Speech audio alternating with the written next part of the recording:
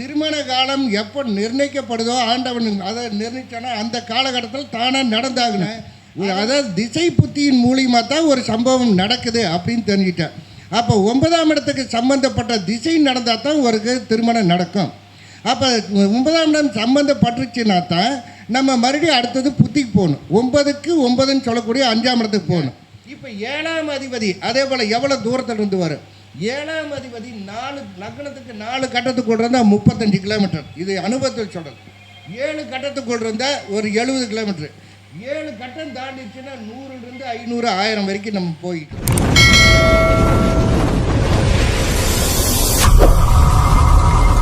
SK astro ஆன்மீகம் சேலம். இது ஒரு ஆன்மீக தேடல். திருமண பொருத்த சூட்சமங்கள் அப்படிங்கிற தலைப்பில் நம்ம தலைப்பை கொடுத்துருக்கோம். திரு கோவை துரைசாமி ஐயா அவர்கள் இப்படி சிறப்புரையாற்றுவார். ஐயா அவர்களே வருக வருகன்னு வரவேற்கின்றோம்.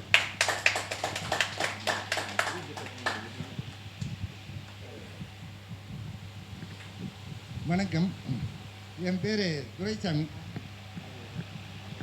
நான் கோயம்புத்தூர்லேருந்து வந்திருக்கேன். நான் 10, 20, 22 வருஷமாக ஜோதிட துறையில் இருக்கேன். ஆனால் நான் ஜோதிட துறையில் நிறைய நூல்கள் படித்தேன். அதாவது இதுக்கு முன்னாடி ஒருத்தர் பேசினார், புலிப்பாணி ஜோதிடர், இப்படி நிறைய நூல்களில் படித்தேன். ஆனால் எனக்கு மண்டையில் ஏறலை. காரணம் என்னென்னா அதில் புலமையில் எழுதி வச்சுருந்தாங்க. எனக்கு புலமை அறிவு இல்லை. இந்த கலியுக காலத்துக்கு தகுந்த மாதிரி எளிமையாக சொல்கிறது எப்படி அப்படிங்கிறதுனால நான் என்னுடைய அனுபவ ஆராய்ச்சிகளை பார்த்து தான் நான் பலன் எடுத்து பலருக்கு வழி காட்டிகிட்டு இருக்கிறேன், மற்றவங்களுக்கு வழி நடத்திட்டு இருக்கிறேன். அதுபோல் அதனால் என்னுடைய அனுபவங்களை இங்குள்ள ஜோதிட குருமார்களுக்கு சொல்லலான்னு வந்திருக்கேன். அதாவது இந்த நிறைய பேர் இதுக்கு முன்னாடி நிறைய பேர் சொன்னாங்க, இந்த புலமையில் அதாவது குரு சந்திரன் சேர்ந்திருந்தால் இந்த யோகம் இல்லை தோஷம் அப்படின்னாங்க. ஆனால் அது ஒரு விளக்கத்தை போட்டு நம்ம சொன்னோம்னா எளிமையாக எல்லாத்துக்கும் புரியும். சாதாரணமாக சொல்லிட்டு போனால் புரியுமா? இப்போ குருவின் சிஷியன் யார்? சந்திரன். ஆனால் சந்திரன் என்ன பண்ண அந்த குருவின் மனைவியை ஆட்டை போட்டானா? அப்போ குருவுக்கு சந்திரனுக்கு பகை தானே. அப்புறம் எப்படி அதாவது குரு சந்திரன் சேர்ந்த யோகன்னு சொன்னாங்க, தோஷம் தானே. அதனால தான் எந்த எதாக இருந்தாலும் ஒரு விளக்கத்தோடு கொடுத்தா தான் அப்போ மற்றவங்களுக்கு எளிமையாக புரியுமே தவிர நம்ம கவிதை சொல்லிட்டு போனால் அதாவது நிறைய பேர்த்துக்கு புரியுமா இல்லையான்னு தெரியல. சரி, அதுக்கு முன்னாடி என்னை ஈன்ற தாய் தந்தையரையும் வணங்கி, நான் அன்றாடம் வணங்கும் சிவபெருமானையும் வணங்கி, எனக்கு ஜோதிடம் கற்றுத்தந்த குருமார்கள் ஜோதிட ஆசான்களையும் வணங்கி, இங்குள்ள குரு ஆர்வலர் அதாவது ஜோதிட ஆர்வலர்கள், ஜோதிட மாணவர்கள், ஜோதிட ஆசான்கள் அனைவருக்கும் என்னுடைய வணக்கத்தை தெரிவித்துக் கொண்டு, எனக்கு பேச வாய்ப்பளித்த ஸ்ரீ யோக வராகி சக்தி பீடத்தின் ஆசிரியரான சதீஷ் அவர்களுக்கும் என்னுடைய நன்றியை தெரிவித்துக் கொண்டு, என்னுடைய அனுபவ கருத்துக்களை உங்களுக்கு சொல்லணும்னு வந்திருக்கிறேன். நான் படித்த புஸ்தகத்தின் மூலிமா நான் விளக்கம் தரல, எனக்கு அது சரியாக புலப்படலை. அதே மாதிரி நிறைய ஆசிரியர்கள் சொல்லி தந்தது எனக்கு மண்டையில் ஏற்ற. அப்போ நானே ஒரு வழியை கண்டுபிடிச்சேன். ஆனால் அது 100% துல்லியமாக இருக்குது. இதில் அதே பாடலில் நிறைய பாருங்கள், இதுக்கு முன்னாடி சொன்னவர் அதாவது இது போல் இருந்தால் இந்த சம்பவங்கள் நடக்கும், அதில் விதி விலக்கு அப்படின்னு ஒன்று சொல்லி அது சமாளிச்சிருவாங்க. ஆனால் நான் கண்டுபிடிச்சல விதி விலக்குன்னு சமாளிக்கிற வேலையெல்லாம் கிடையாது. அதாவது இந்த திசையில் ஒரு சம்பவம் நடக்கும்னா அது நடக்கும், அந்த திசை சம்மந்தப்படலைன்னா நடக்காது அப்படின்ட்டு போக வேண்டியது தான். அப்போ அந்த அனுபவங்களை எங்கள் அப்பா சொல்லுவார், அதாவது சீவாத தலை படிக்காது, வெளுக்காத துணி அதாவது துவைக்காத துணி வெளுக்காது, கிளறாத சோறு வேகாது அப்படின்னு சொல்லுவார். அதுபோல் ஜோதிடத்தை பற்றி ஒரு நாள் இல்லை 2 நாள் வேணாலும் பேசிகிட்டே இருக்கலாம். ஆனால் ஒரு உதாரணத்தோடு சொன்னீங்கன்னா தான் எளிமையாக மற்றவங்களுக்கு புரியும், இல்லைன்னா அது வீணாக போயிடும் அப்படின்னு சொல்லுவார். அதனால் நான் மற்றவங்கள நான் குறை சொல்ல, என்னுடைய அனுபவங்களை நான் அப்போ ஒரு உதாரண ஜாதகத்தோட விளக்கத்தை தரேன். இப்போ நான் அதிகமாக தலைப்பு எதை எடுத்துக்கிறேன்னா திருமண காலத்தை தான் எடுத்துக்கிறேன். ஏன்னா இந்த கலியுக காலத்தில் திருமண காலம் தான் குதிரை கும்பாட்டு இருக்குது. எல்லோரும் நல்லா படிச்சிருக்காங்க, நல்லா சம்பளம் சம்பாதிக்கிறாங்க, ஆணும் பெண்ணும் சரி சமமாக இருக்காங்க. ஆனால் திருமண காலம் மட்டும் அவ்வளோ சீக்கிரம் நடக்குது. அதே 30 வருஷத்துக்கு முன்னாடியெல்லாம் அது இளம் வயசுலேயே எல்லாத்துக்கும் திருமணம் நடந்தது. அன்றைக்கெல்லாம் இந்த திருமண தகவல் மையம் அப்படிங்கிறதெல்லாம் கிடையாது. ஆனால் இன்றைக்கி அதை நிறைய பக்கம் வச்சு அதில் வருமானமாக்கி வாழ்ந்துட்டு இருக்கிறாங்க. ஆனால் இன்றைக்கெல்லாம் 40 வயசு ஆகியும் கூட ஒரு சில பெண்களுக்கு திருமணம் நடக்கிறது இல்லை, 50 வயசு ஆகியும் கூட ஆண்களுக்கு திருமணம் நடக்கிறதில்ல. இப்படி அது ஏன் அப்படிங்கிறதுக்காக நான் ஆராய்ச்சி பண்ணேன். அதுக்கு அடுத்து அதே போல் அப்படியே திருமணம் நடந்தாலும் குழந்தை பேர். இந்த குழந்தை பேர் ஏன் லேட் ஆகுது?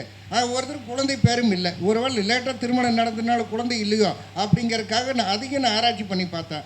அப்போ நான் என்னுடைய அனுபவங்களை மற்றவங்களுக்கு பாடமாக நான் எடுத்துகிட்டு இருக்கிறேன்.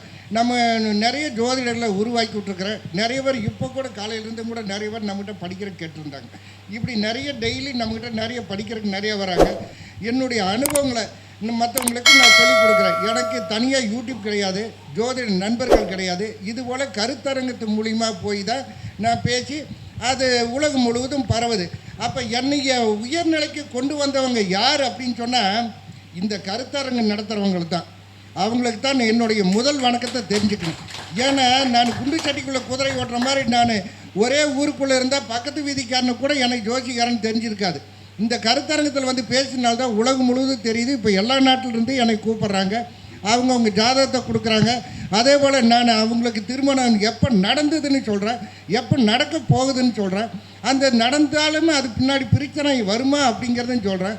அதே மாதிரி திருமணத்துக்கு பின்னாடி எப்போ குழந்தை அப்படிங்கிறதுன்னு நான் சொல்கிறேன். அதே போல் அந்த ஒரு ஜாதகத்தை வச்சு திருமணத்தை மட்டும் சொல்கிறதில்ல, ஒரு ஜாதகத்தை வச்சுட்டு உடன் பிறந்தவர்கள் எத்தனை பேர் அப்படின்னு சொல்கிறேன். அப்பா கூட பிறந்தது எத்தனை, ஜாதகரோட பிறந்தது எத்தனை, வரப்போகிற கணவனம் மனைவி அவங்க கூட பிறந்தது எத்தனை, இது எல்லாம் சொல்கிறேன். அதாவது அதுக்கு பேர் துருவ கணிதம். இப்போல்லாம் நிறைய பேர் துருவ கணிதம் இல்லை. ஒரு பிரபலமான ஜோதிடர் கூட சொன்னார், ஏங்க அந்த உடன்பிறப்புகளை சொல்ல முடியுமா? அதெல்லாம் ஏமாத்தல் வேலைங்க. அது ஜாதகம் எழுதும் போதே கேட்டு எழுதி வைக்கிறது. அப்போ உங்களுக்கு அறியாமையில் நீங்கள் சொல்லிகிட்டு இருக்கிறீங்க. அதனால் பிரபலமான ஜோதிடர். அப்போ நான் ஆராய்ச்சி பண்ணி பலருக்கு நான் வழிகாட்டிகிட்டு இருக்கிறேன். அப்போ உடன்பிறப்புகள் எப்படி எடுக்கிறதுன்னு இந்த கருத்தரங்கத்தில் நான் ஒரு உதாரணத்துக்கு ஒரு 2 ஜாதகத்தை போட்டு நான் விளக்கம் தரேன். அந்த விளக்கம் வந்து பாடம் நடத்துகிற மாதிரியே இருக்கும். பாருங்கள், உதாரணத்துக்கு இது ஒரு பெண்ணின் ஜாதகம். இந்த பெண் 16/7/1999 பிறந்த பெண். இந்த பெண்ணுடன் பிறந்தவர்கள் எத்தனை பேர் அப்படின்னு பாருங்கள். லக்னத்துக்கு 3ஆம் இடம், 3ஆம் அதிபதி செவ்வாய் எங்கே இருக்குன்னு பாருங்கள். அதாவது செவ்வாய், அதாவது 3ஆம் இளைய சகோதரம். நல்லா நோட் பண்ணிக்கோங்க. உடன்பிறப்புகளை எப்படி சொல்கிறதுன்னு மற்றவங்க உங்கள் அனுபவம் வேறு, என்னுடைய அனுபவத்தை சொல்லித்தரேன். 3ஆம் அதிபதி அப்படிங்கிறது லக்னத்துக்கு மறையக்கூடாது, 3ஆம் இடத்துக்கு மறையக்கூடாது. 3ஆம் இடத்துல எத்தனை கிரகம் இருக்கோ அத்தனை பேர். இப்போ 3ஆம் இடத்துல யார் இருக்காங்க? குரு, சனி, செவ்வாய் ஒன்று பார்க்குது. அப்போ 3 பேரும் சொல்லாமா? நீங்கள் நம்ம இங்கே அதாவது சூரியன் நீச்சமாயிருச்சிங்க அப்படிங்க. லக்னாதிபதியாக அங்கே போய் உட்காந்துருக்குதுல்ல, அப்போ நீச்சன்னு எடுத்துக்காதீங்க. அப்போ உடன் பிறந்தவங்க 3 பேருன்னு சொல்லுங்கள் அப்படின்னு எடுத்துக்கிறேன். சரி, மூத்தது இருக்குமா அப்படின்னு பார்த்தா குரு தானே 11ஆம் அதிபதி. அந்த குரு எங்கே இருக்குது பாருங்கள். அந்த குரு போய் எங்கே, அதாவது 11க்கு 5ல் இருக்குது. 5ல் இருந்தாலும் அது என்ன சாரம் வாங்கியிருக்குது அப்படின்னா அசுவினி கேது சாரம் வாங்கி கேது 12க்கு போச்சு. ஏன்னா ராகு கேதுகளுக்கு வீடு கிடையாது, சாரத்தின் மூலியமாக தான் வேலை செய்யும். அதனால் மூத்தவர் இல்லை. அப்போ இந்த பெண்ணு தான் மூத்தவர். இதில் இன்னொரு விஷயத்தை சொல்லித்தரேன். அதாவது இந்த லக்னாதிபதி சனி பகவான். சனி செவ்வாய் அந்த கேது சம்பந்தப்பட்ட தலை சொட்டைன்னு அர்த்தம். அதாவது தலை சொட்டை இருக்கிறவங்க என்ன நோட் பண்ணி பாருங்கள். உங்கள் ஜாதகத்தில் லக்னத்தையே செவ்வாய் அதாவது லக்னத்தை கேது சனி பார்த்தாலோ இல்லை சூரியனை கேது சனி பார்த்தாலோ தலையில் சொட்டையாக விழுது. அப்போ பெண்ணாக இருந்ததுன்னா சுருட்ட முடியாக இருக்கலாம், இல்லை வழுக்க தலையாக இருக்கலாம். இந்த பெண்ணுக்கு வழுக்க தலை. அதாவது அது எப்படி அப்படின்னா லக்னாதிபதி சனி பகவான். சனி பகவான் அப்போ சனி பகவான் அது கேதுவை 10ஆம் பார்வையாக பார்க்குது லக்னாதிபதியை. அப்போ இந்த பொண்ணுக்கு வழுக்க தலை. அப்போ இவங்க போன வருஷம் நம்மக்கிட்ட ஜாதகம் பார்க்க வந்தாங்க. ஜாதகம் பார்க்க வரும்போது இந்த பொண்ணுக்கு அடுத்த வருஷம் கல்யாணம் ஆயிருங்க அப்படின்னு சொன்னேன். ஏங்க நம்ம பொண்ணுக்கு இப்படி இருக்குதுங்க, அதனால் மாப்பிள்ளை கிடைக்குமா? அதாவது இந்த கலியுக காலத்தில் திருமண காலம் எப்போ நிர்ணயிக்கப்படுதோ ஆண்டவன் அதை நிர்ணயிச்சானா அந்த காலகட்டத்தில் தானாக நடந்தாகணும். அதை விட்டு போட்டு இந்த பொண்ணு படிச்சிருக்கு, பையன் படிக்கலை, இந்த பொண்ணு 1 லட்ச ரூபா வாங்குது, பையன் 1,4 லட்சமாவது வாங்கணும், பொண்ணுக்கு 5 ஏக்கரா இருக்குது, பையனுக்கு ஒரு 7 ஏக்கராவது இருக்குன்னு, இதெல்லாம் நொண்டி சாக்காட்டு. அந்த திருமண காலம் வரலின்னு அர்த்தம். அதுக்காக இப்படி சாக்காட்டு சொல்லி தள்ளி போகுதுன்னு அர்த்தம். ஆனால் அப்போ இந்த பொண்ணுக்கு அந்த எந்த ஒரு பிரச்சனையும் இல்லை. அந்த அடுத்த வருஷம் திருமணம் நடந்துடும். அப்போ திருமணம் நடந்துடும் அப்படிங்கிறத நான் எப்படி சொன்னேன் அப்படிங்கிறத விளக்கம். ஆனால் நான் படித்ததுலையோ எனக்கு சொல்லித்தந்த ஆசிரியர்களோ 7ஆம் இடத்தை பாரு திருமணம்னா 7ஆம் அதிபதி பாரு, சுக்கிரனை பாரு, கலத்திரக்காரன் சுக்கிரனை பாரு, செவ்வாய் பாரு, இதெல்லாம் எனக்கு வேலைக்கு ஆகலை, எனக்கு சரியாக ஒத்து வரல. அப்போ நான் என்ன பண்ணேன், அதாவது திசை புத்தியின் மூலியமாக தான் ஒரு சம்பவம் நடக்குது அப்படின்னு தெரிஞ்சுட்டேன். அப்போ 9ஆம் இடத்துக்கு சம்பந்தப்பட்ட திசை நடந்தால் தான் ஒரு திருமணம் நடக்கும். அப்போ 9ஆம் இடம் சம்மந்தப்பட்டுருச்சுன்னா தான் நம்ம மறுபடியும் அடுத்தது புத்திக்கு போகணும். 9க்கு 9ன்னு சொல்லக்கூடிய 5ஆம் இடத்துக்கு போகணும். இன்னும் கொஞ்சம் பக்கமாக பார்க்கணுன்னா 5க்கு 9ன்னு சொல்லக்கூடிய லக்னத்துக்கு போகணும். இது என்னுடைய அனுபவத்தில் 100% துல்லியமானது. இது விதி விலக்குன்னு இல்லை. ஏன்னா நிறைய 20 வருஷமாக ஜாதகம் பார்த்துட்டு இருக்கிறாங்க அப்படின்னு சொன்னவங்க கூட என்கிட்ட வந்து படிக்கிறாங்க. அதே கேரளாவிலிருந்து நிறைய நம்பூதிரிகள் அவங்கள ரொம்ப ஃபேமஸானவங்க. அவங்களே ஐயா உங்கள் அளவுக்கு நம்மளால் வர முடியலைங்க, அதனால் உங்ககிட்ட வந்து படிக்கிறேன்னு சொல்லி நம்மகிட்ட ரெக்கார்டு வாங்கிக்கிறாங்க நிறைய பேர். சரி, அது என்னுடைய பெருமை வேண்டாம். இந்த ஜாதகத்துக்கு விளக்குன்னு சொல்கிறேன். இந்த பெண்ணு பிறக்கும்போது சுக்கிர தசை. அதே போல் படிப்பு அப்படின்னு எடுத்துட்டீங்க 3ஆம் இடம். அதாவது ஒரு ஜாதகத்தை சொல்லும் போது இது போலலாம் சிலதெல்லாம் சொல்லி தான் இந்த திருமண காலத்துக்கு வரேன். அப்போ இவர் திருமண வித்தகர், திருமணம் இதுன்னு நிறைய பட்டம் எனக்கு கொடுத்துருக்காங்க. அப்போ திருமணத்தை மட்டுமே நான் சொல்லுவேன் அப்படிங்கிறது இல்லை. எல்லா விஷயத்தையும் ஒரு ஜாதகத்தை வச்சா எல்லா விஷயத்தையும் சொல்லுவேன் இல்லை. தாத்தா முதல் பேரன் வரைக்கும் சொல்லக்கூடிய நான். ஆனால் ஜாதகத்தை நம்மக்கிட்ட கொடுத்து பார்க்குறவங்களுக்கு தான் தெரியும். படிப்புனா 3ஆம் இடம். 3ஆம் இடம் வந்து கெட்டு போகக்கூடாது. புதனும் கெட்டுக்கூடாது. புதன்னா கல்வி காரகன். புதனும் கெடக்கூடாது, 3ஆம் அதிபதி கெடக்கூடாது. 3ஆம் அதிபதியும் கெட்டு போய் புதனும் கெட்டு போனால் அவங்களுக்கு கல்வி இல்லை. அப்போ அதான் 3ஆம் இடங்கிறது 10th வரைக்கும் 10வது வரைக்கும் தான். அப்போ அது நல்லா இருந்ததுன்னா அதுக்கு அடுத்து +2ங்கிறது 4ஆம் இடம். அப்போ 4ஆம் அதிபதியும் புதனும் நல்லா இருந்ததுன்னா +2 படிச்சிருப்பாங்க. 5ஆம் இடங்கிறது உயர்நிலை கல்வி. 5ஆம் அதிபதியுடன் எத்தனை கிரகம் இருக்குதோ 5ஆம் இடத்தை எத்தனை கிரகம் பார்க்குதோ அத்தனை டிகிரி. இப்படித்தான் நான் சொல்கிறேன்னே தவிர இந்த கலியுக காலத்தில் நிறைய பேரெல்லாம் சொல்லுவாங்க அந்த டிகிரிக்கு. அதெல்லாம் நமக்கு சொல்ல தெரியாது. ஏன்னா எங்கள் அப்பா அந்தளவுக்கு எனக்கு படிக்க வைக்கலாம். ஆனால் என் பசங்களை நான் படிக்க வச்சேன். என் பசங்களோட அப்பங்காரன் என்னன்னு நான் நல்லா படிக்க வச்சுருக்கிறேன். அது வேறு பிரச்சனை. சரி, நீ 5ஆம் அதிபதி புதன்னா 2ன்னு சொல்லியிருக்கேன். அப்போ வக்கரங்க போது பின்னோக்கி வருமா? அப்போ இந்த பொண்ணு 2 டிகிரி வாங்கியிருக்கு. அதே போல் புதன்னா 2, ராகுனா 3, கேதுன்னா 5, மற்ற கிரகங்களுக்கெல்லாம் 1. அது இடத்துக்கு தகுந்த மாதிரி நம்ம பலன் சொல்லும் போது நான் உங்களுக்கு சொல்லித்தரேன். இப்போ இந்த பெண்ணு பிறக்கும்போது சுக்கிர தசை 15 வருஷம், 6 மாதம் 9 நாள். அதுக்கடுத்து சூரிய திசை 6 வருஷம், அப்போ 21 வருஷம். சூரியனுக்கு அடுத்து சந்திர திசையில் திருமணத்தை கொடுத்தது. இப்போ நம்ம கேட்போம் 7 தாங்க சந்திரன் இருந்தது, அதனால தாங்க சந்திர திசையில் திருமணம் நடந்தது. இதில் மேற்கொண்டு விளக்கத்தை தரேன். அதாவது இந்த சந்திரன் எப்படி நம்ம விதிப்படி 9ஆம் இடத்துக்கு சம்மந்தப்படுதுன்னு பார்க்கணும். 9ஆம் இடங்கிறது எது? அதாவது 9ஆம் அதிபதியுடன் சேர்ந்த கிரகம். நம்மகிட்ட படிக்கிறவங்களுக்கு அந்த ரூல்ஸுங்கிறது அதுக்கு பேர் என்ன கோல்டன் ரூல்ஸ்ன்னு சொல்லுவாங்க. அந்த ரூல்ஸ் எல்லாம் நான் படிக்கிறவங்களுக்கு கொடுக்குறேன். இருந்தாலும் இங்கே ஓரளவுக்கு சொல்கிறேன், உங்களுக்கு புரியுதான்னு பார்த்துங்க.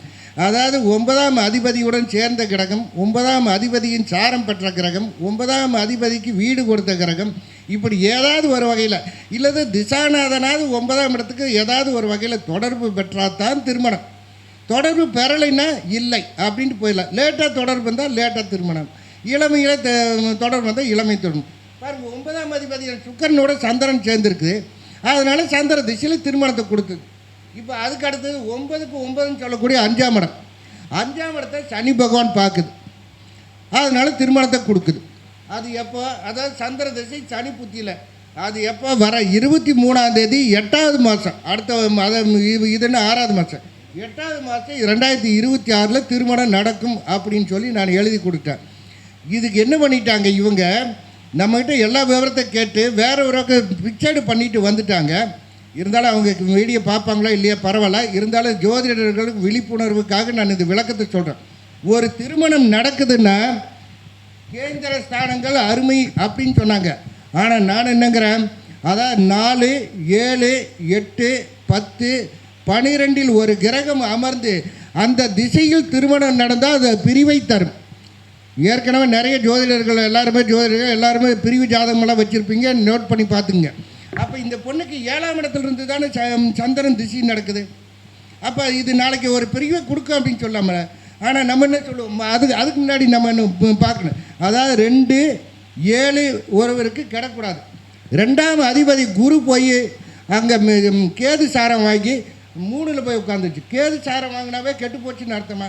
அந்த கேது சாரம் கொடுத்தணும் 12க்கு போயிடுச்சா? 7ஆம் இடம் கிடக்கூடாது. 7ஆம் அதிபதி 5ல் இருக்குது, சரி ஓரளவுக்கு நல்லா இருக்குது அப்படின்னு எடுத்துக்கலாம்.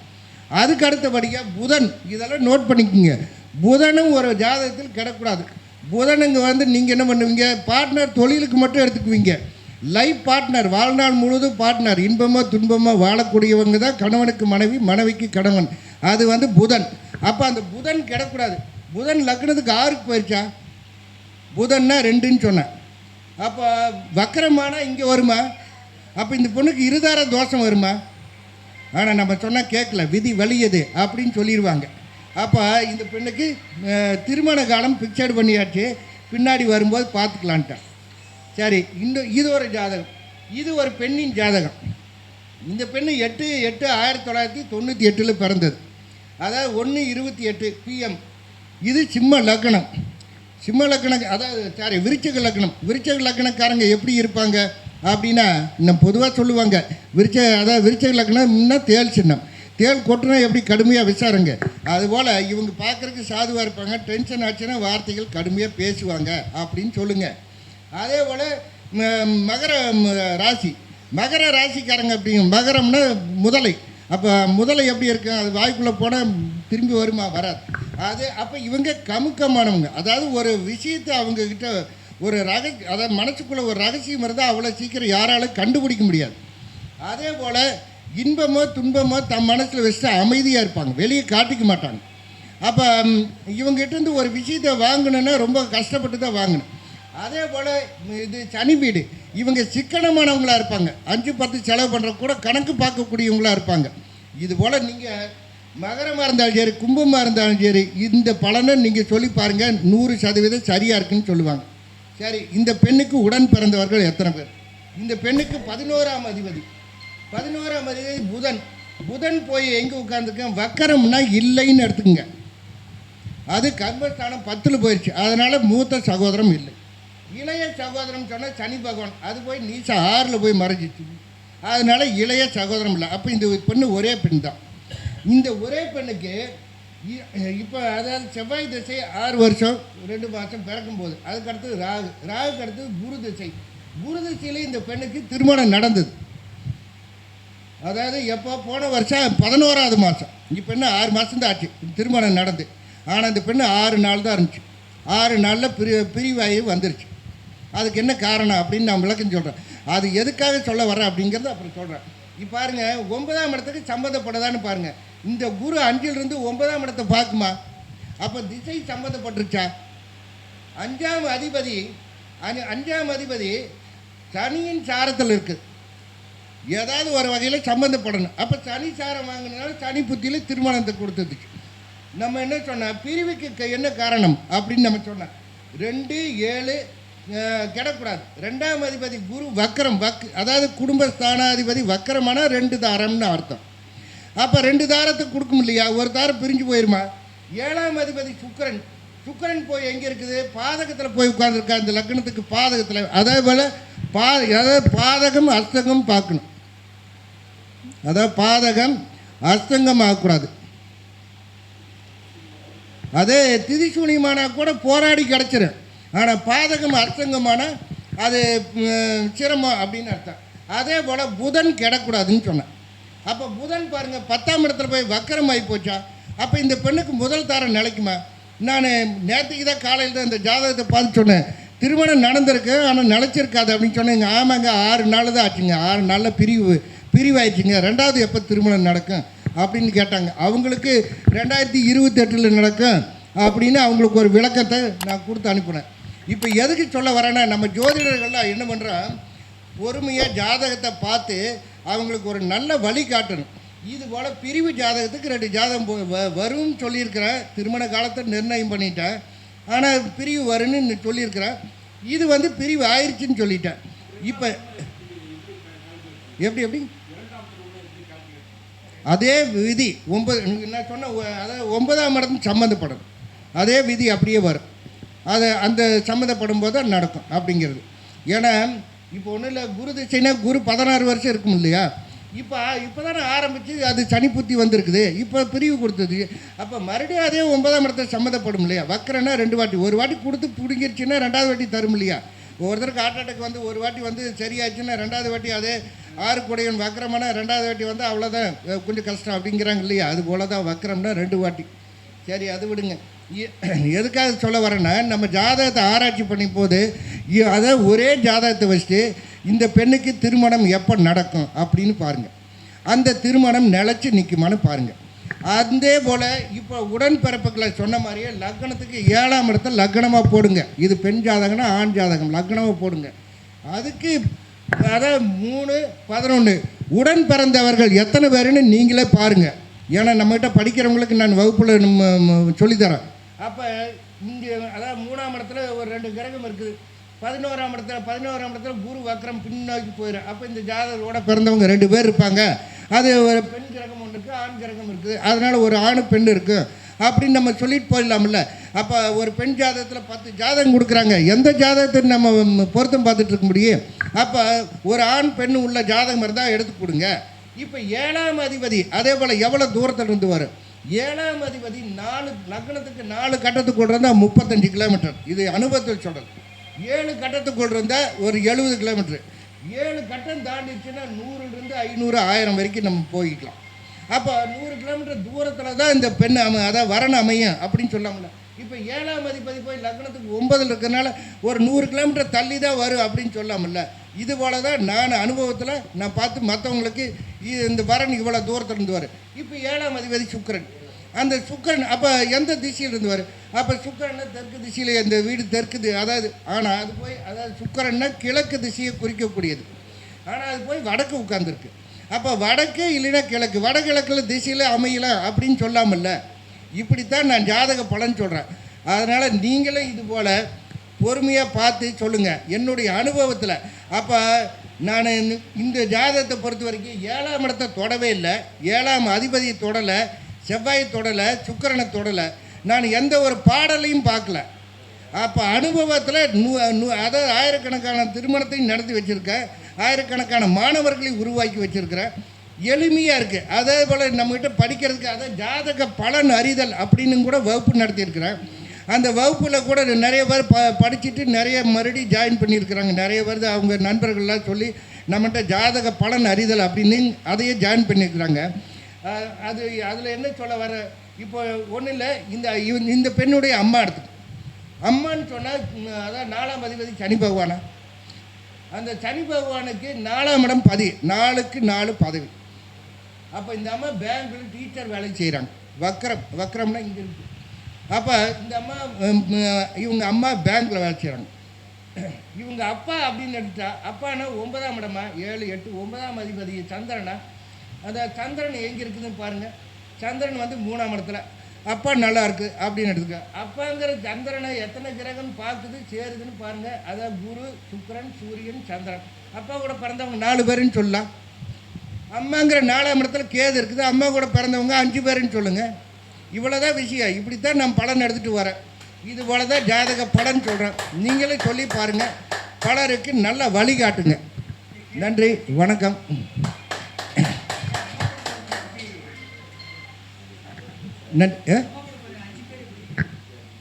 அப்பான்னு சொல்லக்கூடிய 9ஆம் இடமா? 9ஆம் இடத்தை எத்தனை கிரகம் பார்க்குதுன்னு பாருங்கள். 1, 2, 3 கிரகம் பார்க்குதா? 4 1 பார்க்குதா? இது வக்கரம். இதை கழிச்சிருங்க, பின்னோக்கி வந்துடும். அப்போ 3 பேர் தான் சொல்லுங்கள். அம்மா கூட பிறந்தவன்னா 5ஆம் இடம் எடுத்துங்க. 5ஆம் இடம் அதான் 4ஆம் இடம். 4 தானே அம்மா. அங்கே கேது இருக்குதா? கேதுன்னா 5ன்னு சொல்லியிருக்கிறானா? அப்போ அம்மா கூட பிறந்தவங்க 5 பேருன்னு சொல்லுங்கள். அதே ராகு இருந்தால் 3 பேருன்னு சொல்லுங்கள். இவ்வளோதான் எளிமையாக சொல்லிட்டு போயிடலாங்க. சரி, நன்றி, வணக்கம். மிக அற்புதமான முறையில் தன்னுடைய கருத்துக்களை சொந்த துரைசாமி ஐயா அவருக்கு நன்றிகள். அவருக்கு உங்கள் சார்பாக சின்ன மரியாதை செய்யப்படுகிறது.